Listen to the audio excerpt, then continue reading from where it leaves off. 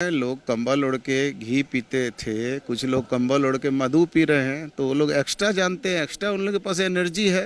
हम लोग तो कहावत सुनते थे घी पीने का, मधु पी रहे हैं छुप छुप के। तो अब वो का उनका विद्वान तो होना ही होगा, आदमी तो विद्वान हो सकता है जब ये सब हनी से ताकतवर क्या चीज़ है। वॉशिंग मशीन भी उनके पास होगा और निरमा या सर्फ होगा, उसी में हमको घुसा दें और डब्बा में बंद करके धो दें, फिर निकाल दें। जुल्म तो जुल्म है, बढ़ता है तो मिट जाता है, खून तो खून है, टपकता है जम जाता है।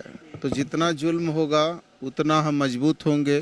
अब देखिए ये सब विषय तो मैं नहीं जानता हूँ क्या होता नहीं होता। अब ये तो कोई आप हिंदी के कोई बढ़िया शिक्षक को जाके पूछिए क्या होता है, वो बताएंगे, मैं कैसे बोल सकता हूँ। आपके नेता बोल रहे हैं पनौती, तो मतलब उसका अर्थ तो पता होगा। अब देखिए, अब ये सब विषय जो है, ये सब विषय से अलग यदि आपके पास कोई सब्जेक्ट है, कोई नीतिगत प्रश्न है, कोई वैचारिक प्रश्न है, तो आप पूछिए तो मैं जवाब दूंगा। अब आप ऐसे चीज़ों के बारे में पूछ रहे हैं जिस पर मेरा बोलना कोई बहुत उचित नहीं है। क्या कहेंगे आज जो 751 करोड़ की संपत्ति सीज की है यंग इंडिया, इसमें क्या कहेंगे यंग इंडिया?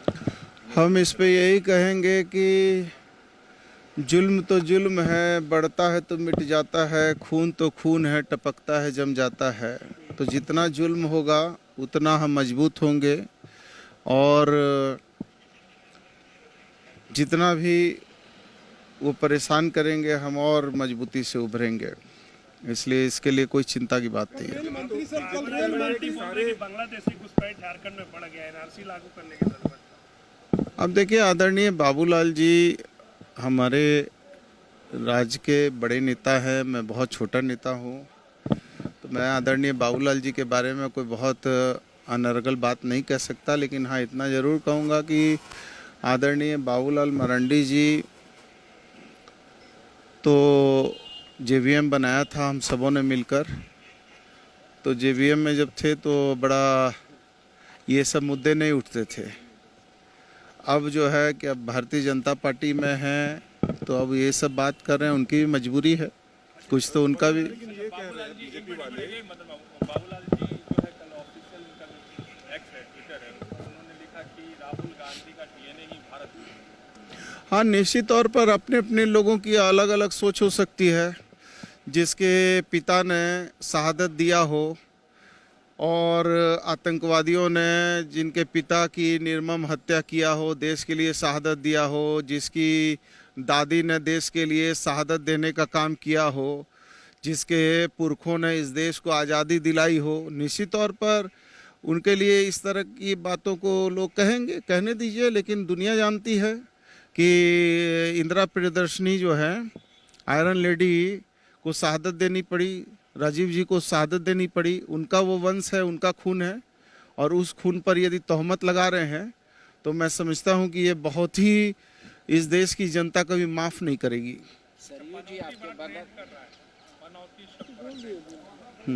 जी आपके बगल के हैं और कह रहे हैं दिसंबर आखिरी है, उसके बाद ना हेमंत सरकार रहेगी और ना आनी रहेगा।